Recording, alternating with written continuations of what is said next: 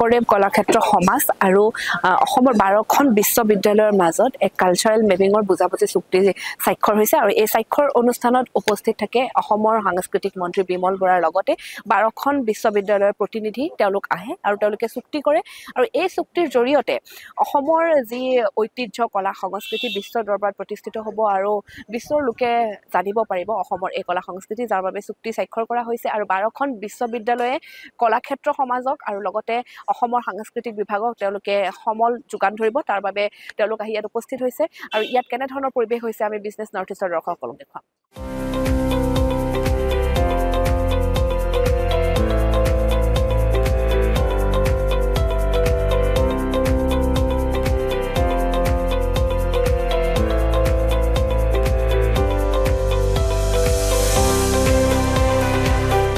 বাৰখন বিশ্ববিদ্যালয়ৰ সৈতে যি আজি এমঅ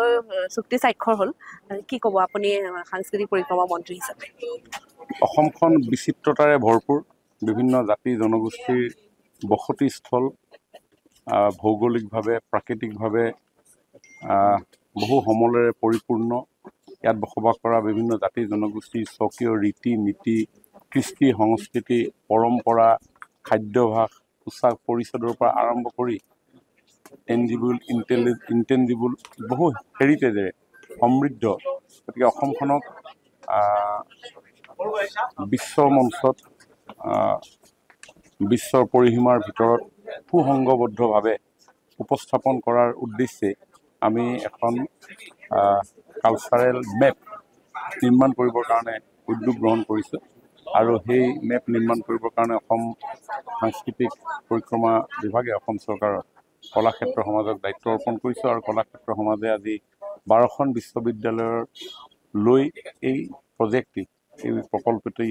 আগুৱাই লৈ যাবৰ কাৰণে এক বুজাবুজি চুক্তি আমাৰ চৰকাৰে আজি আমি স্বাক্ষৰ কৰিছোঁ মই আশা ৰাখিছোঁ যে ভৱিষ্যতৰ দিনত অসমখনক জানিবৰ কাৰণে বুজিবৰ কাৰণে সাংস্কৃতিক বৈচিত্ৰতাৰে পৰিপূৰ্ণ অসমখনৰ ইনফৰমেশ্যন পাবৰ কাৰণে এই কালচাৰেল মেপে যথেষ্ট সহায় কৰিব অসম চৰকাৰৰ বাজেটত কিমানমান টকা ব্যয় হ'ব বাজেটৰ পৰা ইমানখিনি কৰিবৰ বাবে যিহেতু এইটো এটা ডাঙৰ প্ৰজেক্ট আৰু আপুনি ইনিচিয়েটিভ লৈছে কিমানমান ব্যয় হ'ব বাজেটৰ পৰা চৰকাৰৰ এতিয়া একো অনুমান কৰিব নোৱাৰি তথাপিও আমি এইখিনি কাম কৰিবৰ কাৰণে যেহেতু কেবিনেটত ৰিচাৰ্চ স্কলাৰ আমি ইয়াত নিয়োগ কৰিব লাগিব বিশ্ববিদ্যালয়সমূহে কাম কাজ কৰোঁতে তেখেতসকলে সম্ভাৱ্য খতিয়ানসমূহ আমাক দিব আৰু এনেধৰণে আমি আগুৱাই লৈ যাম ঠিক আছে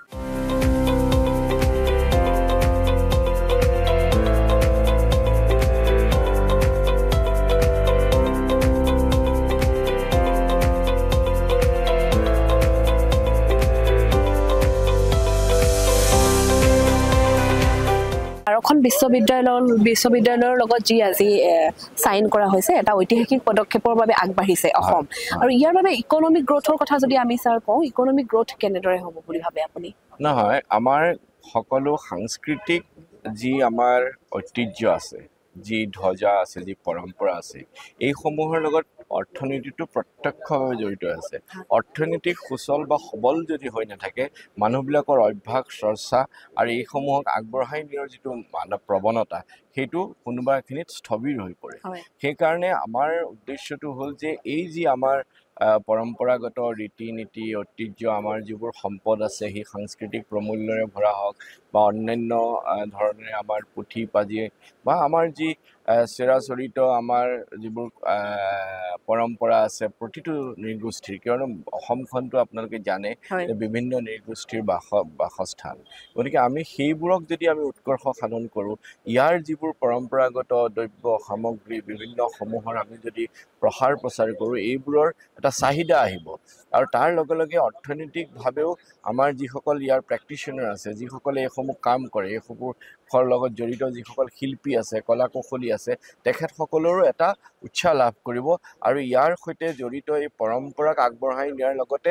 আমাৰ এই দ্ৰব্যসমূহৰো এটা অৰ্থনৈতিক সম্পৰ্ক স্থাপন হ'ব আৰু তেওঁলোকৰ এটা সবল আৰু সুচল অৱস্থালৈ আহিবলৈ সক্ষম হ'ব আৰু এনেদৰে কৰাৰ পিছত অসমখন আচলতে কি বা অসমৰ যি ঐতিহ্য কালচাৰ গম পাব লোক বা দেখা যাব যে কেৱল ভাৰতবৰ্ষৰ বুলিয়ে নহয় পৃথিৱীৰ বিভিন্ন প্ৰান্তৰ পৰা পৰ্যটকসকলো আহিব বা চাব যে পৰ্যটনৰ ক্ষেত্ৰত আমি যদি কওঁ টুৰিজিমৰ ফালৰ পৰা কেনেকুৱা ধৰণৰ লাভ হ'ব বুলি ভাবে সেইটোতো আছেই পৰ্যটনৰ দিশটোতো আছে, সেইটো এটা সুকীয়া দিশ, যিহেতু আমাৰ আজিকালি গাঁও যিটো ভিলেজ টুৰিজিম হৈছে, ভিলেজ ৱাক হৈছে বা এইবিলাকৰ জৰিয়তে বিভিন্ন সম্পদৰাজিক প্ৰত্যক্ষ কৰিব, কিন্তু তাৰ লগে লগে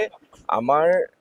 অৰ্থনৈতিক অৱস্থাটোৰ প্ৰতি আমি লক্ষ্য ৰাখি কিছুমান কাম কৰিবলৈ আমি আগবাঢ়িছোঁ, যিবোৰে সাংস্কৃতিক প্ৰমূল্যৰে ভৰা। কাৰণ সংস্কৃতি জীয়াই থাকিবলৈ হ'লেও অৰ্থনৈতিক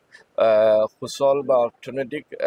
শক্তিশালী হোৱাটো বহুত প্ৰয়োজন। আৰু আমাৰ এই প্ৰকল্পৰ জৰিয়তে আমি আজি যি বুজাবুজি চুক্তি স্বাক্ষৰ কৰিছোঁ, ইয়াৰ জৰিয়তে আপোনালোকে দেখিব উত্তৰ প্ৰজন্ম বা সমাজ বিশেষভাৱে উপকৃত হ'ব। আমি এইসমূহৰ যিটো স্থায়ী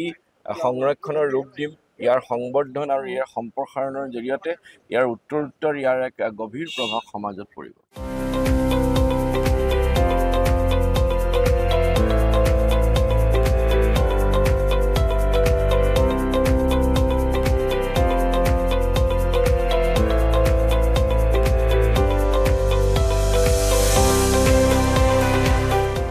এইটো অসম চৰকাৰৰ এটা অভিলাষী প্ৰকল্প আৰু খুব চিৰিয়াছ প্ৰকল্প এইটো, কাৰণ আপোনালোকে স্কেলটো ইয়াৰ মেগনিটিউডটো আপোনালোকে দেখিছেই কেনেকুৱা ধৰণৰ হ'বলৈ গৈ আছে।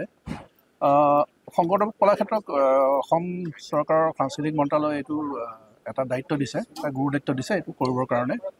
আৰু মেইনলি আমাৰ উদ্দেশ্যটো হ'ল কি, আমাৰ আপোনালোকে ইয়াতে বহুত আমাৰ যিখন ডকুমেণ্টাৰী ইয়াতে হ'ল, আপোনালোকে তাতে দেখিছেই আমি কেনেকুৱা ধৰণৰ বিষয়বিলাক লৈ পেলাই ইয়াতে আমি কেনেকৈ আগবাঢ়িম। মানে আমাৰ যিটো কালচাৰেল হেৰিটেজ আছে গোটেইখিনি সামৰি পেলাই, আমাৰ টেঞ্জিবল হওক ইনটেঞ্জিবল হওক গোটেই বস্তুখিনি লৈ পেলাই আমাৰ এটা কালচাৰেল মেপিংটো এনেকুৱা যে আমি ক'ত কি বস্তু আছে।